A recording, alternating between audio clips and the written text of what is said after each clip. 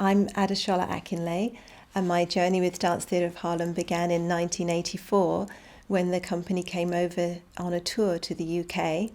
I took a masterclass held by Arthur Mitchell, and after I'd taken the class, I was invited to come back to New York. When I got to Dance Theatre of Harlem, it was just a fantastic atmosphere. Everyone was so beautiful and confident. There was this whole feeling of a work environment of pride and determination. As soon as I arrived, I joined the workshop ensemble. Within a few weeks, I was performing in New York, which was really nice. I also got to work with Betsy Schoenberg, who's a great teacher and mentor. She was teaching choreography there. I got to work with her and learn about choreography, and some of my work was presented in performance through the workshop ensemble. Betsy Schoenberg was a wonderful person and a wonderful teacher, and she taught me so much about the kind of love that you need to have in the courage to be creative and create things, and how important it was to have, or it is, to have artistic vision. I wasn't the only person from the UK at the Dance Theatre of Harlem, and in 1986 some of us went back to the UK to represent the Dance Theatre of Harlem at the opening of the Roundhouse in London. My performance there was the first time that I'd performed ballet on a stage in the UK. So despite all my ballet training and my growing up in England, I'd never actually performed in England.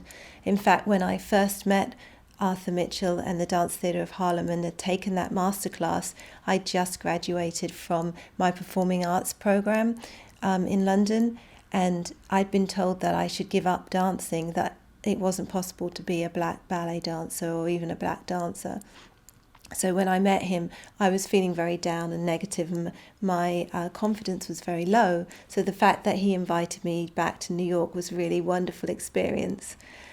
Arthur Mitchell taught me so much because he helped me pick myself up from this negative beginning. And there are three things that have always resonated since with me that I remember that he always used to say.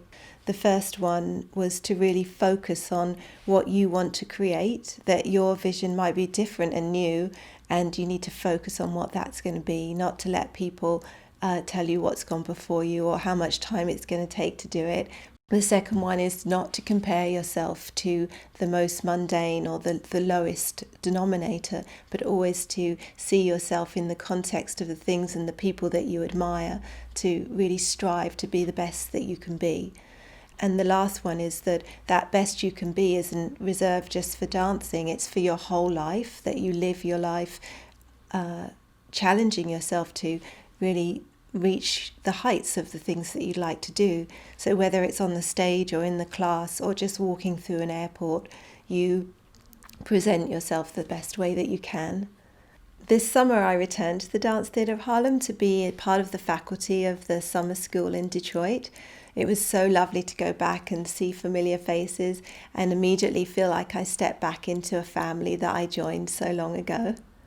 My dance career started with such a heavy negativity that I wouldn't be able to dance, and the Dance Theatre of Harlem helped me rise above that, the sense of family, the people that were working there, and Arthur Mitchell himself. So 25 years later, despite I was told that I wouldn't have a chance to be a dancer, I'm still dancing strong. I've worked in the UK and the US and Canada. I've had my choreography presented in Europe and the USA. Recently, I completed a doctorate in dance from the University in Canterbury. So this video gives me the opportunity to really thank the Dance Theatre of Harlem and Arthur Mitchell for really changing my life, or helping me have a life, because I can't imagine myself not dancing. And Arthur Mitchell had the vision and the dream to see me as a dancer too.